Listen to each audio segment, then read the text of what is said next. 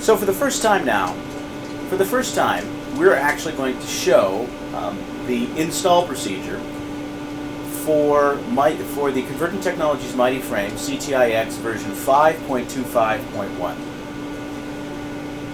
On the site MightyFrame.com, if you just search for MightyFrame CTIX 5.25, just search for CTIX 5.25.1, you will find this page where we actually go through some details about what's on this tape, where we got it from, how we recreated it, and now we're actually going to do a demonstration of the installation by video right here.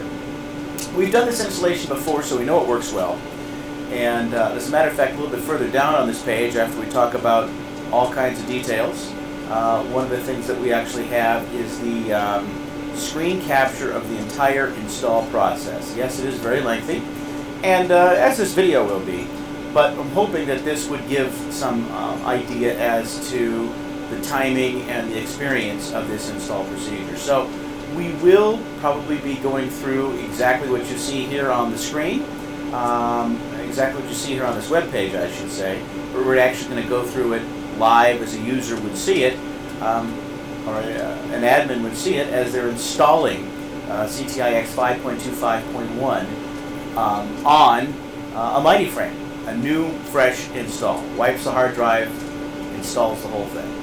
So, I also want to point out that we will be using an emulated hard drive. It may not make much difference. The MightyFrame won't know that it's emulated, but go to pdponline.com/MFM. This is a version of this is an example of the MFM hard disk emulator, or hard drive emulator, that we will be using, one of these, which is powered by the BeagleBone Black. So if you want to learn more about our hard drive emulator, we're just using one from pdponline.com/MFM. But now, back to the Convergent Technologies MightyFrame, and we'll see how this goes.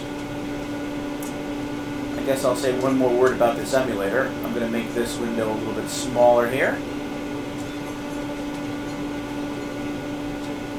And what I've used right here is a PuTTY session connected via Ethernet to our BeagleBone Black, which is actually running the emulator software that was written by David Geswine, the author and creator of this particular MFM emulator. And I've actually run some commands here that we could actually see the output log. So instead of seeing a hard drive light blinking, or instead of listening to the hard drive make its usual loud MFM hard drive noises, we'll just be able to see that here in the upper right hand corner of the screen. And then I'll keep this down here for reference in the event that I want to scroll down to what we've captured previous installs to match. So, we've already connected to our big MightyFrame here using COM6, and the COM6 would be the COM port of the local Windows 7 operating system that I'm using this emulator on. By the way, we'll be using, where's the help about?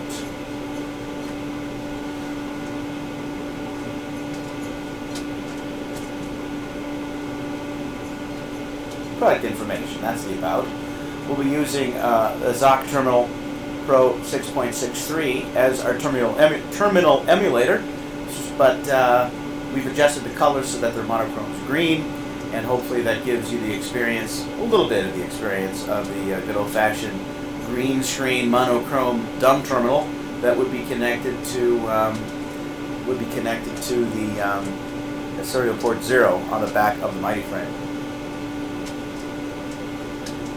Ironically, I do feel like I should show you where that COM port is, just so you know what we're talking about there. If you go to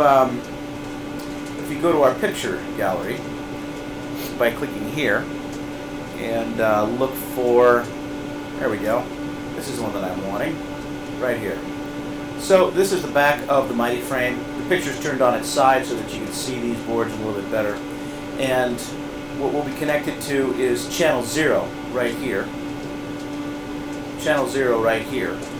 and the picture is kind of moving. I don't want that to make you dizzy, but I can't move my mouse without the picture moving in this Flickr user interface. Channel 0 is the port that we'll be using right off of the motherboard to connect to the dumb terminal. So there's actually a COM port emulator, a USB to COM port adapter or emulator that's connected to this channel 0 right here on the backside of the MightyFrame. So let's go back here and get things lined up and get the show on the road.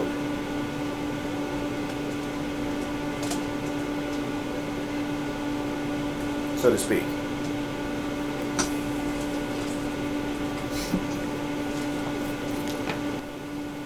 So over here, we'll be inserting our copy of the tape, CTIX 5.25.1. This is a copy that we have actually created from an original, and we relabeled it so that it looks, well, it's very obvious. It can't be confused with an original because, well, we're the ones that created the copy and we're using the copy. But this is a nice fresh install tape. We're not worrying about wearing it out. It was written just a few months ago, and so we're pretty confident that the magnetic flux transitions on this tape are fairly fresh and fairly good. It is a DC 600A tape, and it does have QIC 24 format on it. If you're interested, this is an Archive 5945 tape drive, which is default factory default installed by Convergent Technologies in this particular model of MightyFrame, and I think pretty much all of their models of MightyFrames that I've ever seen pictures of have the Archive 5945 tape drive in them, until you get to the newer SCSI versions. This should be this MightyFrame should be an S320, I believe. S320 is what we're looking for here. So the S120, 221, or 222, or 220, or 320 are the versions that this version of CTIX is designed to install on. All right, so we will insert the tape.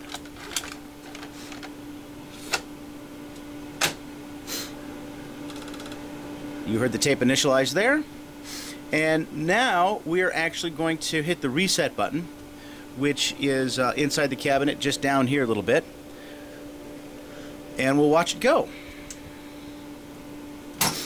Actually, I changed my mind. I think I'm actually going to hit the power. So here we go, hitting the power. We'll keep the MFM emulator running, but we'll just cycle the power with the switch on the back. So here we go.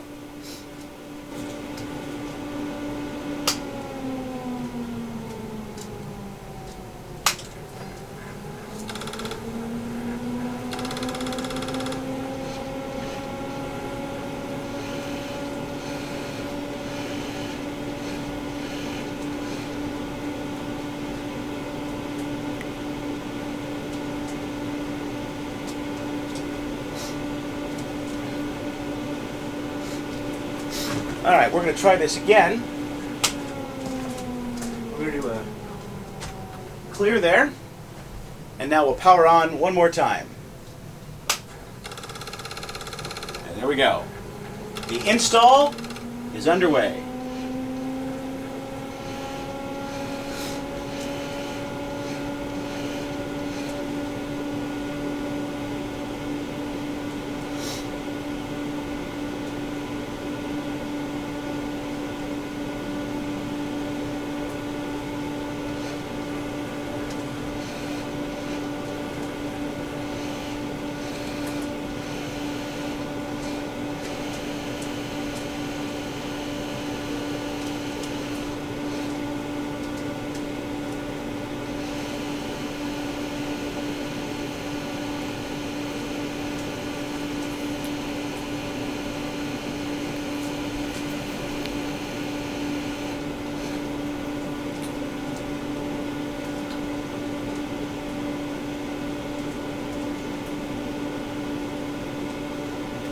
And here it is, asking us questions. You have an onboard ST506 Drive 0.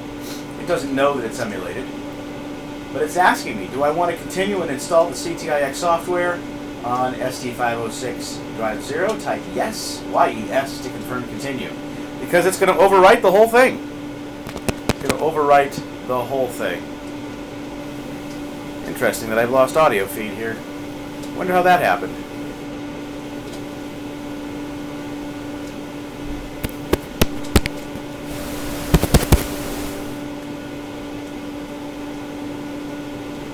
So we'll just type yes, Y-E-S.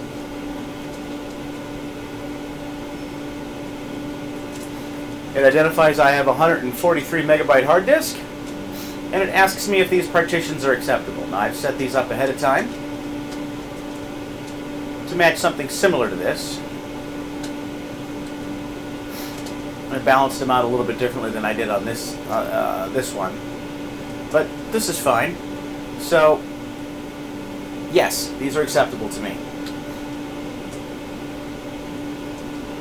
Now, I believe if we were to say no, let's see what happens. It gives us a little information. It says, note, Slice 2 will be used as a swap device. Well, that's good to know. Default for Slice 1 will be 200 less than the total available blocks to allow for minimum swap slice. Very nice. And a new slice size as well. I don't want to enter new slice sizes. I just wanted to see this. Ooh, that highlight does not look good on this monochrome green screen setting here. All right.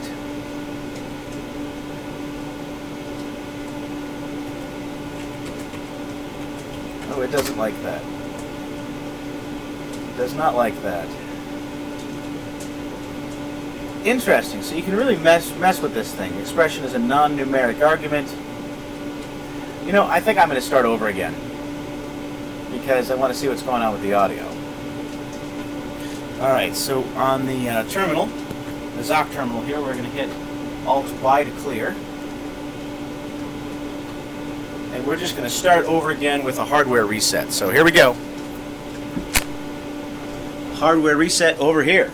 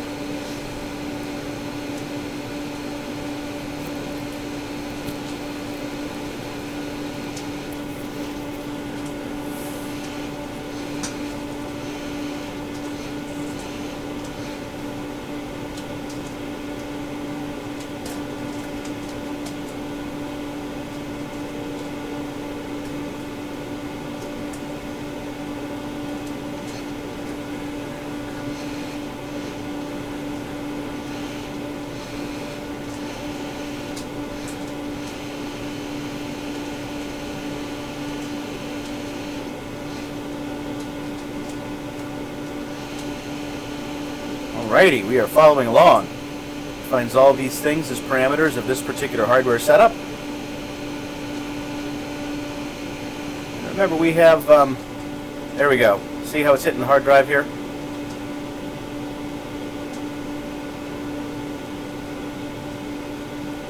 Alright, ST506. Yes, we want you to overwrite this thing, absolutely. Yes.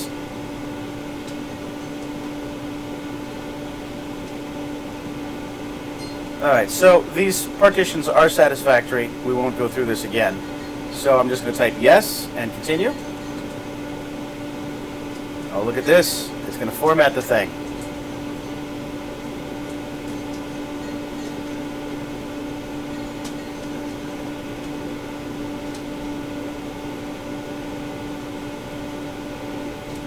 Making file system.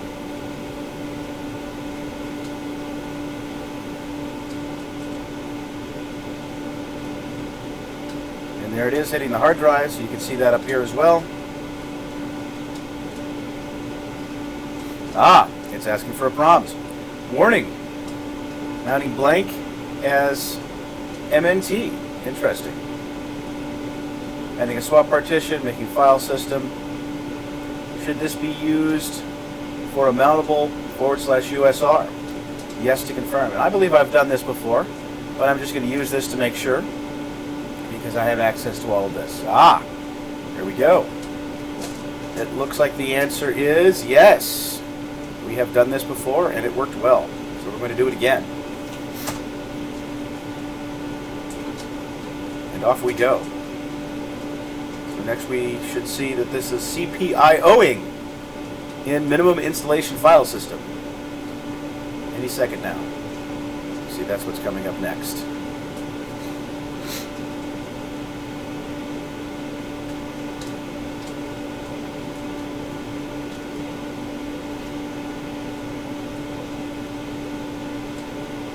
Give you an idea of the time frames that are involved and what's happening here.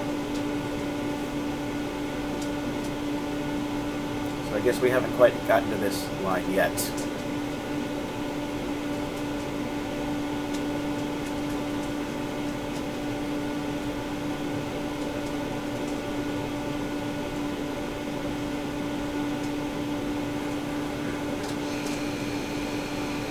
And there it goes.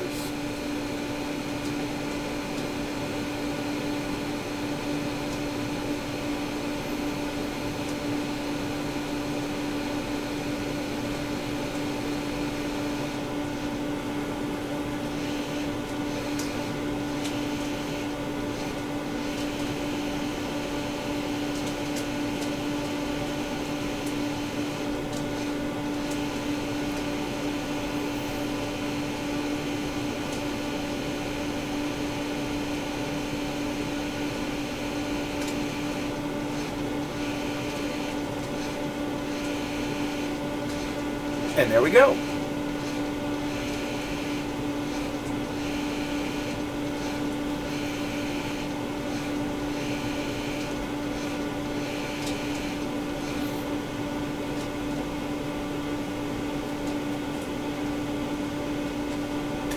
Making all the devices now.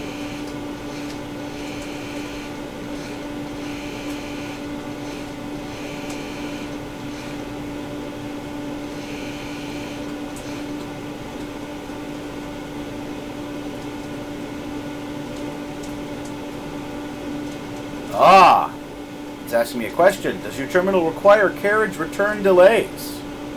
I'm pretty sure it does not. That's how I've answered this before. So we're going to answer the same way this time. No, it does not. I suppose if it did, I'd change emulator settings.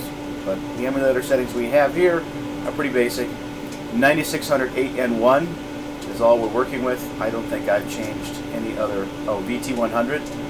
Emulation, 9600 baud 8N1. I don't think that's the case. Worked fine without it the last time, so here we go.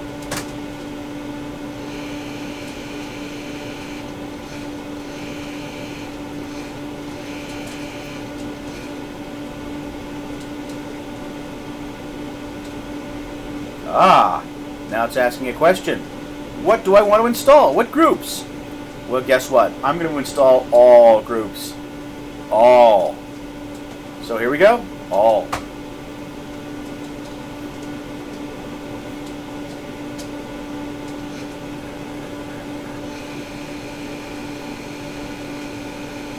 And it's running this program here.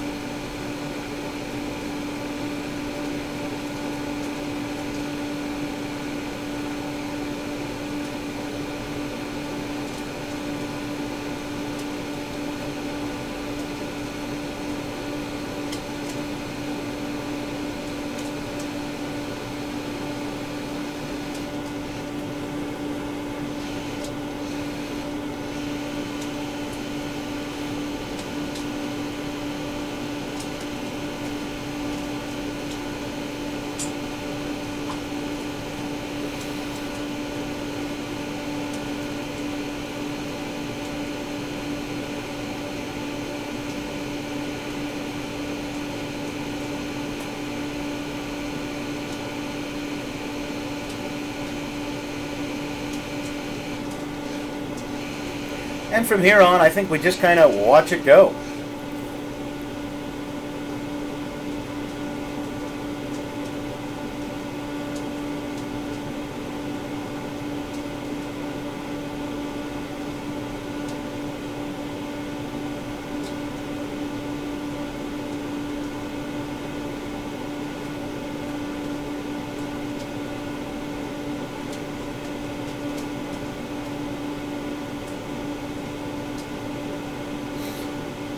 One of the reasons I like having this here is because I can see that it's not stuck. If we hear that the tape is not moving, if I see that the hard drive is constantly hitting different cylinders, as we see right here continually, as the MFM emulator log is showing us, then we know that it's actually doing stuff. Here we go. So it's continuing.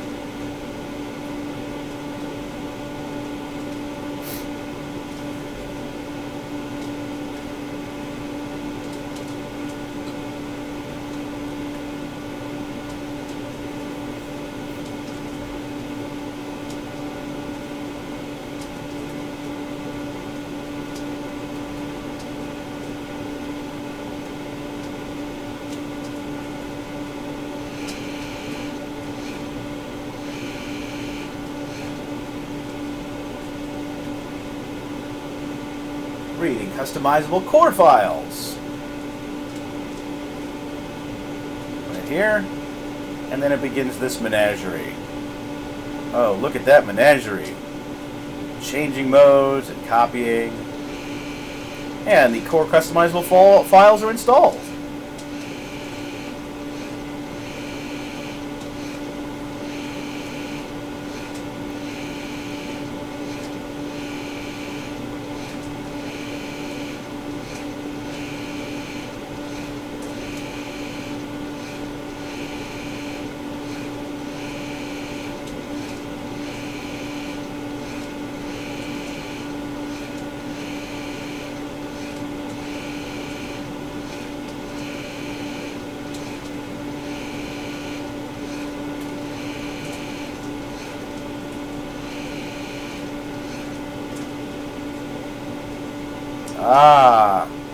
These devices, the disk devices.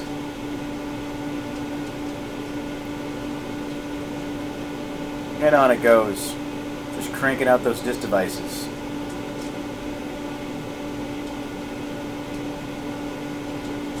Raw disk devices. Oh, that's some interesting things there. I don't know why that happened. We didn't get that on the original install.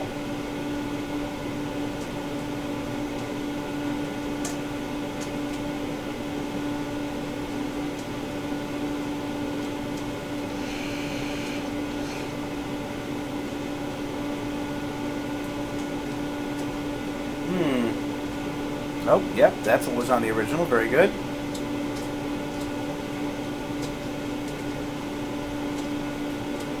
Okay, TTY devices now. Very good.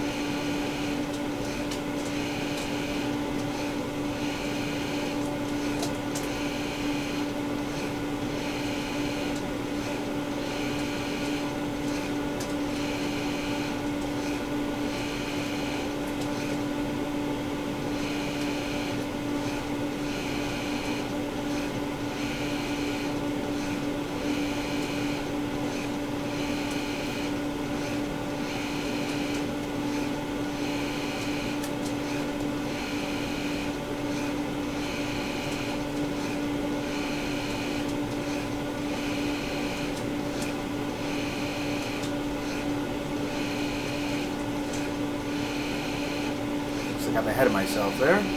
There we go. V-edit, VI, view.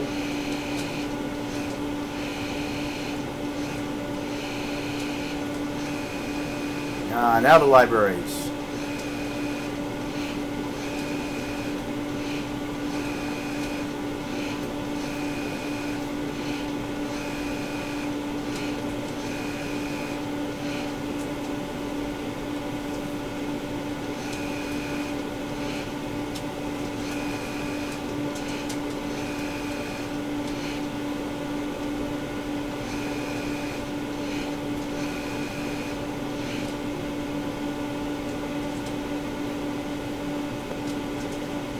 creating zero-length files.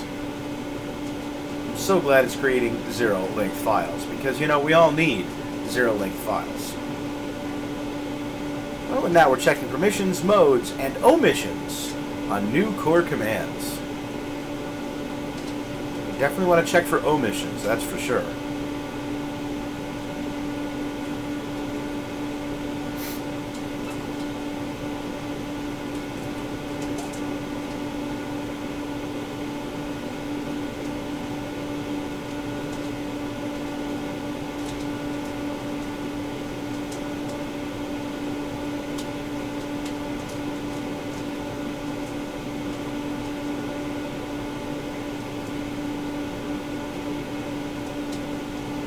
I'm also glad that it's creating 256 slots. Slots for what? I'm not quite sure. But it's creating 256 of them. And dummy files, well, I'm glad those aren't going to hang around too long. Aha! Done. Done.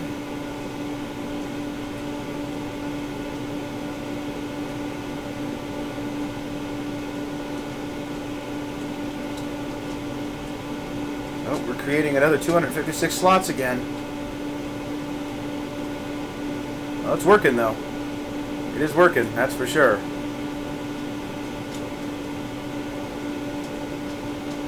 And we're removing dummy files, and we're done again. I guess this will happen a few times. Oh! Well, look at that. Reuse bad block. Wow! I had no idea. That's all new.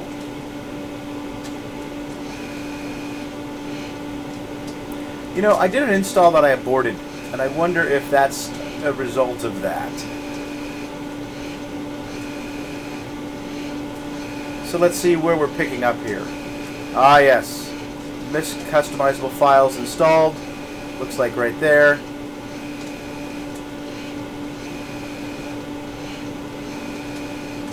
So there looked like there were some additional things on this install that happened. We'll have to go back and look at those as they come up. You know, we can do something on this that you cannot do on a good old-fashioned cathode ray tube dumb terminal. We can actually scroll up for history, and it saves it to log, which is, well, how I wrote this to this webpage. But we'll wait, because I want everyone to see the real time as this comes up here. All part of the fun of the experience. Oh, the fun.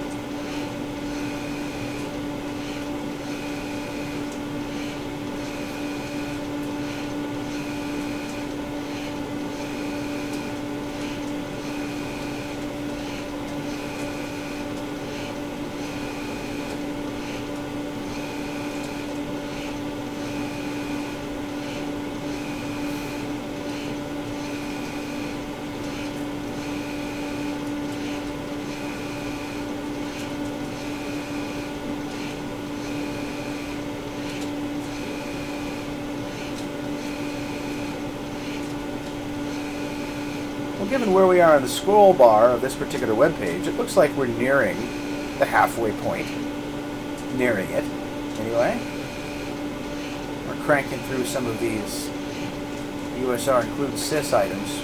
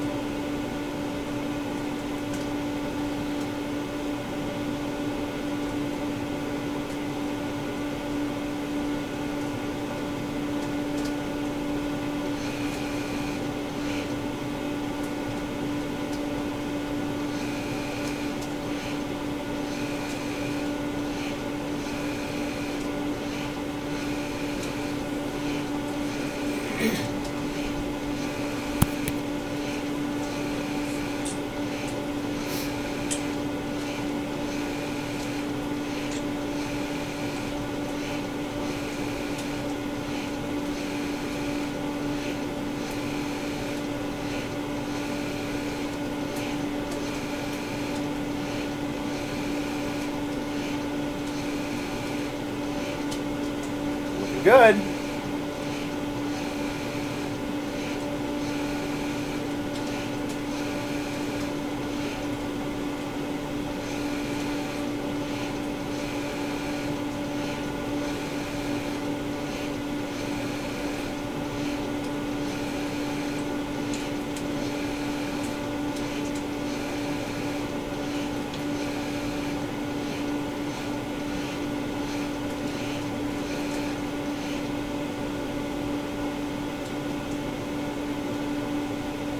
And now we're checking permissions, modes, and emissions on new ACE commands, whatever those are. Alrighty.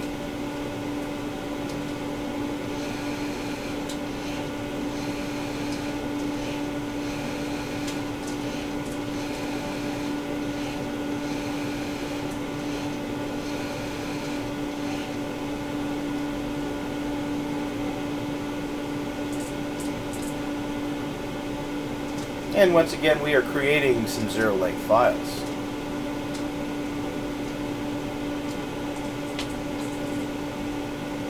Well, now we're on to LP commands.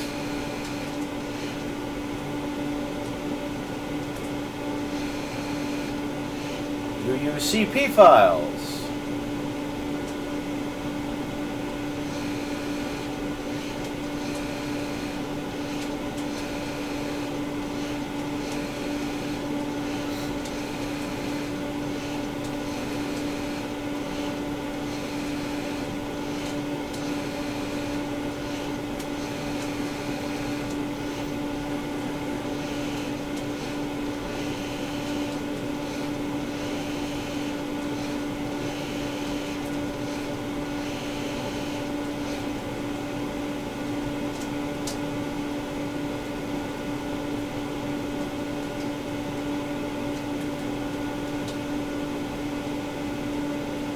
Away in the hard drive there.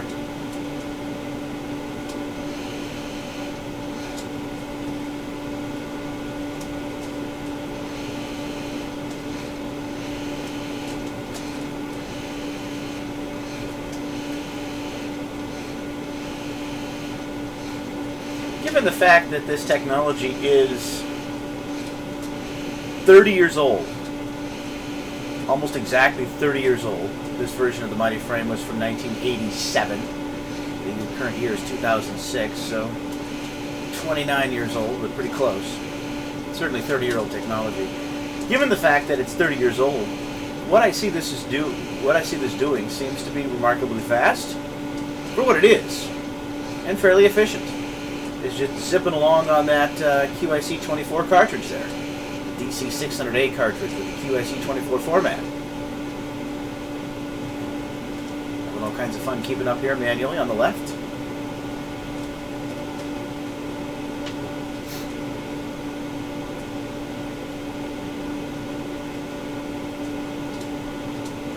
Checking permissions on the documents.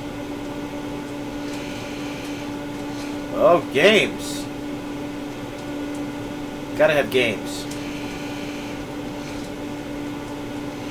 Because, you know, you bring this thing to a HackerCon, and that's the first thing everyone wants to see. Show me the games. Show me those 30-year-old text-based games. Oh, but we're at the sysm files now. We'll get to games soon.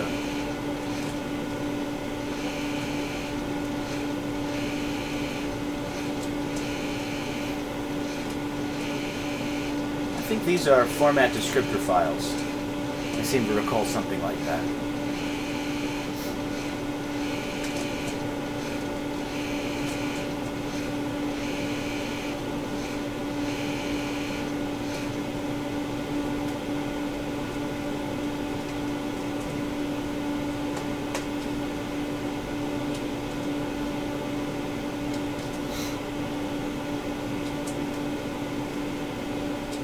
Kfig. I'm going to scroll up here to see if this menu, how this menu changes. Out of sync here on the left. Yep, I guess it just removes them and keeps going on the list here. I think that's what I saw. Alright, so we're in the Kfig section. quite. Too far ahead. There we are. Now we're synced back up.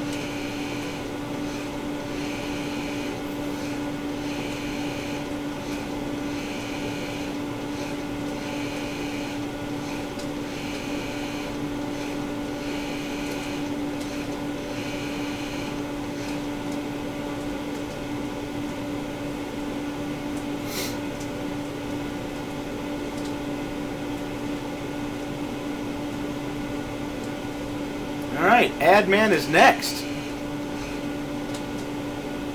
Oh wait, no. It's going right to games. The fun ones.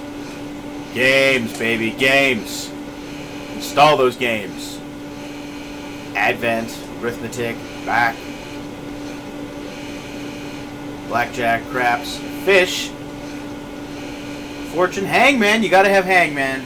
You gotta. You gotta.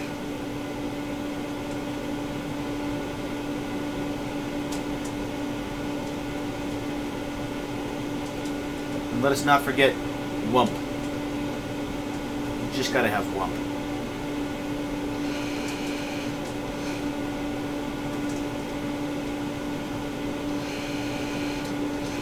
Maybe one of these days we'll have an online gaming session on the MightyFrame. All these text-based games. We'll make that into a worldwide user experience.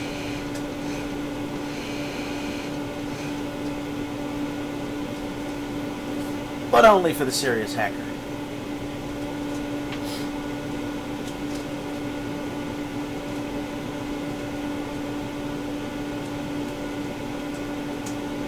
ACCT commands? Alrighty. Now we get to adman. inet, cross, tinfo. Tinfo! I guess that's next.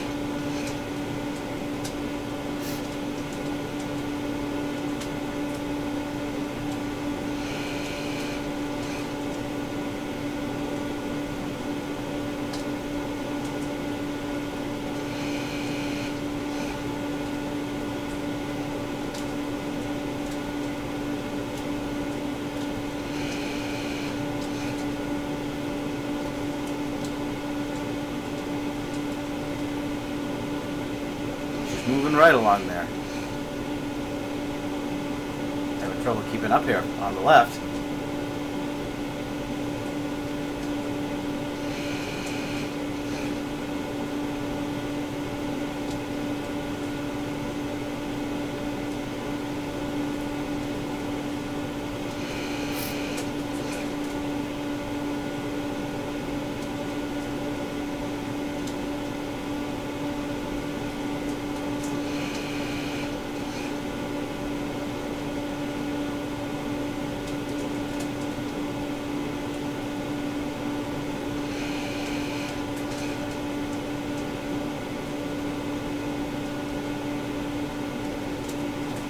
There we go.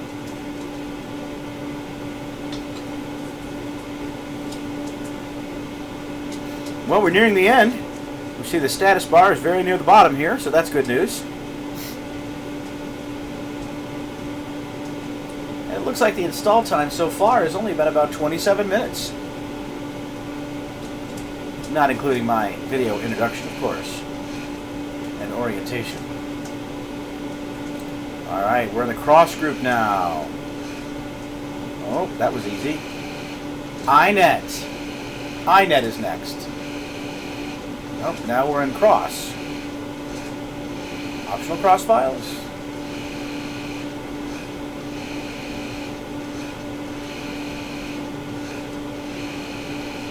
Did I get lost? Yeah, I think I got lost. Here's where I am.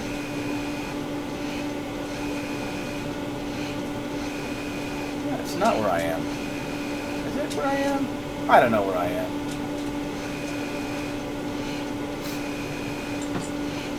I think it's where I am.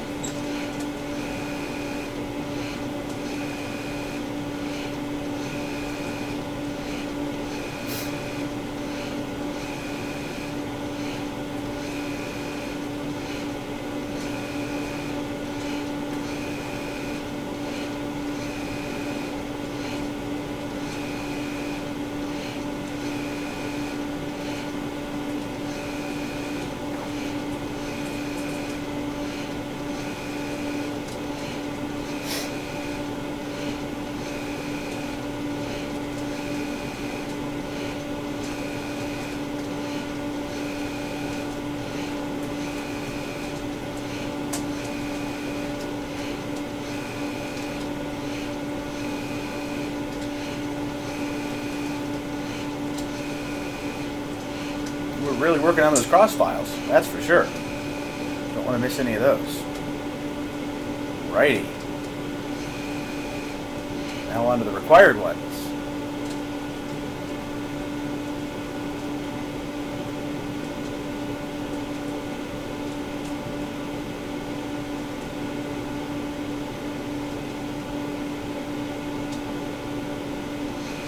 All right, admin inet. Inet is next.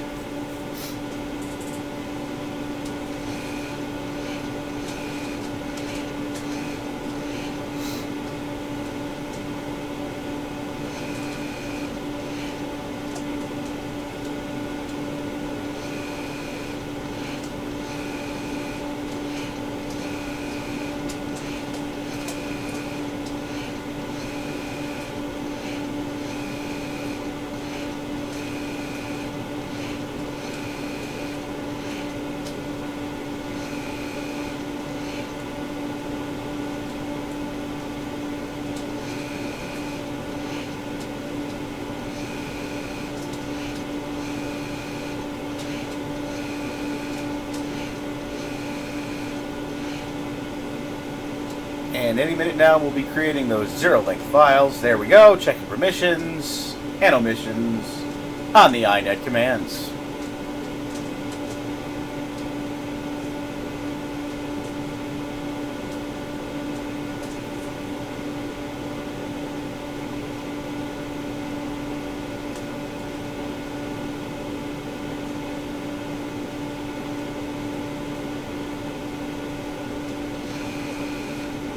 Finally now, we are at the admin.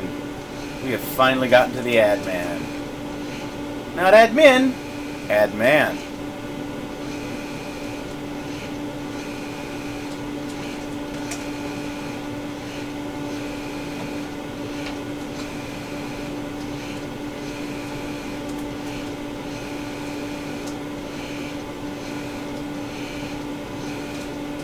We better be checking the omissions on that, that's for sure.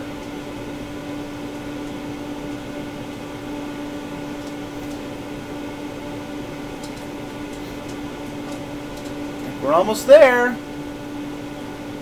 Right, hey, we're rewinding the tape. Love it.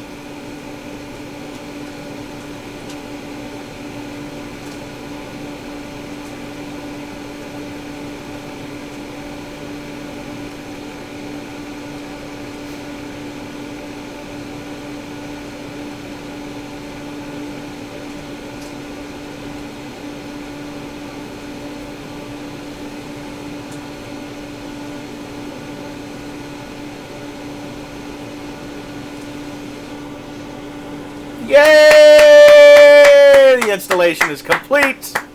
Remove the tape and press return. The system will reboot. Alright, so as you can see on my screenshot here, this is where I pressed return. So these are the things that we're expecting to come up next. So here we go. We're going to remove the tape and press return. Removing the tape.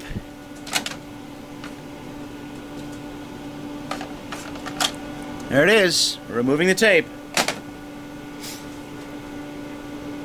And pressing return now. Well, I guess it helps if the focus is on the terminal emulator. Now. Here we go. And we're moving. Rebooting. There we go. Hunting for a tape that's not in there. Executing Unix from drive 0 as it should. Freshly new installed Unix, which is actually CTIX.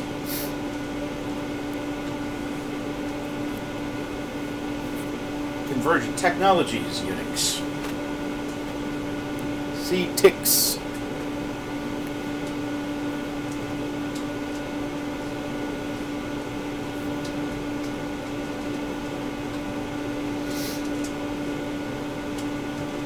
It's definitely booting. We can see it working up here. You can see it hitting the hard drive.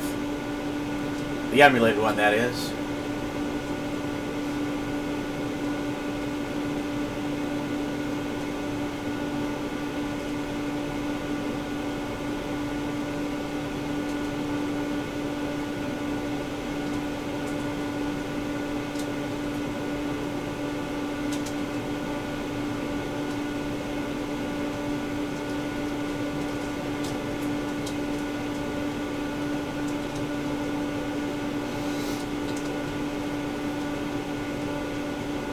And this is about how long boot up takes. You almost get the picture that boot up takes almost as long as the install. Nah, not quite that long. But it does take a while to boot up. It doesn't really tell us what it's doing. I don't know how to turn on the verbose log to tell me everything it's doing during boot up. That would be fun though. That way we can see. But it's still working. Still working away here. Oh, there we go. RLS 5.25 point something. MightyFrame CTIX trademark Convergent Technologies user mode. All right. Let's see what we got here. Well, all I'm doing is typing root. I didn't specify anything yet. Not rot. That's cute. I guess I gotta get... Let's try that again. Root. There we go. See what we have there. Aha! Welcome. The date, September 27th, 1988. Alright, I don't know why it picked that date, but it's been stuck on that date for a while, as you can see, because over a year ago, when I did this install the last time, it was the same day. So the clock is just kind of frozen in time.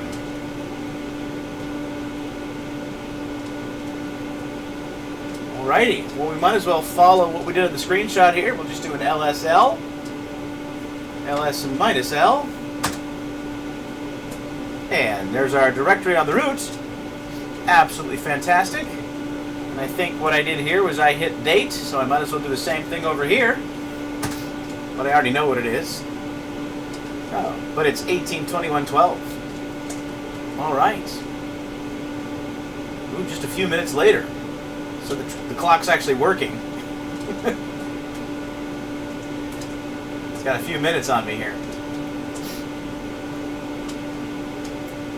All right. So now what happened? I don't know what happened here. Yeah, I do know what happened here. I was in a different building at the time, and I think it logged me out.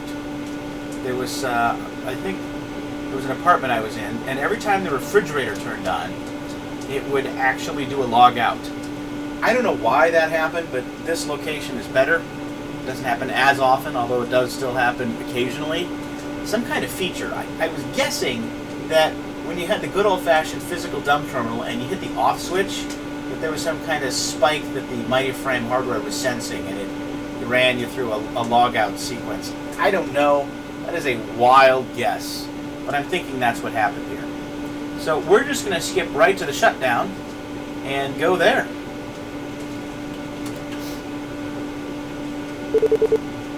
All right, hey, it's yelling at you. System being brought down now. And I'm surprised I didn't hear the beep beep beeps. All processes are being killed. Do you want to continue? Why, yes. Yes, I do. Here we go. Working on the hard drive here. Error logging has stopped.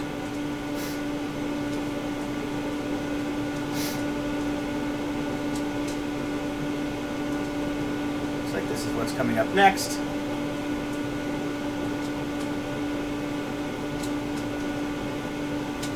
See a whole lot of life here instantaneously. Oh, it's still working. It's still working. Still hitting that hard drive. Ah, and it's single user mode. There we go. Enter single user mode. Okay to stop or reset processor. And I believe this is where it was over with. Yep. That is where I stopped. So, that is it. You have watched a full install from QIC cartridge. This one right here on a MightyFrame, I believe it's the S320. I believe that's what our model is. You know, at the top of our site, you see this label, and it says it's the CG5100A, or the C108/86, or the CG5140. I can't find any documentation that translates that over to an S320, but I'm just guessing that's what we have here. And I'll even show you why. when I go to the MightyFrame overview, which is a PDF doc that we have here on our site at MightyFrame.com,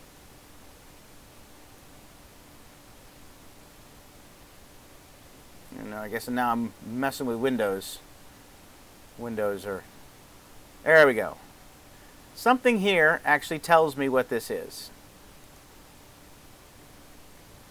I wonder if this is it. I'm just kind of guessing. But it's the 68020 processor, 68881 floating processor, point processor, 32-bit mini computer,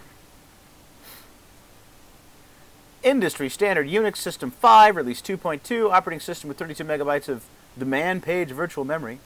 Somewhere in here, I think this identified this as an S320. I'm not sure what. I wonder if it was something else. I mean, besides the fact that this is exactly what the machine looks like. I don't have as many hard drives installed. Well, and the ones that I do have installed are emulated. And I definitely don't have this backup UPS cool thing here that the picture shows. But somehow I determined that this was the S320.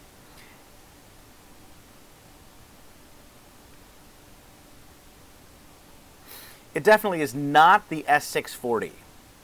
I think there was, yes, the related S640. It looks just like the big MightyFrame, but it isn't the same. And I think there was some things I ruled this out. So the fact that it had 25 megahertz, that was it. The fact that this was 25 megahertz instead of 12.5, right? Yes, 12.5 megahertz. I think I saw by looking on the board that it was a 12.5 megahertz something or another in there. Somebody who looked at the oscillator, actually told me that that thing was operating at 12.5. So that's one of the other reasons that I came up to this conclusion. There's a lot of things that help me identify this as an S640. Pretty much, you know, everything but the label on the machine. And by the way, if you wondered, the label on the machine is actually inside inside the back cover, right down here on the back side. Right under there is where this label is found, the one that's been at the top of our site here since day one. But anyway, that is it. Hopefully that is a good overview of the install.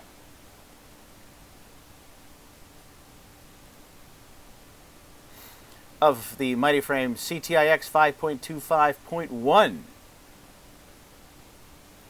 So, I don't know that I could do any more other than just ramble. If you want to play with these files, you can download them right here from this page. And again, you can just search CTIX 5.25.1 here on MightyFrame.com. And you know, if you just want to go right to games, because it seems that all good hackers like to do that, then you can do that. Right here at home, I think you could search for games. Otherwise, it's right here. Whoops, went a little bit too far there. MightyFrame Games Download. Right here is a zip of all the games. And of course, this is all of us having fun with this particular machine at DevCom 23 last year, as well as some other fun things. But that's what you have. So, please enjoy, and hopefully this video helps, if nothing else, get a concept of what all this crazy madness is about, restoring the very, very rare and elusive Convergent Technologies MightyFrame. All right, everybody, thanks for watching. We look forward to your comments below the video here on YouTube. Take care, and we'll catch you next time.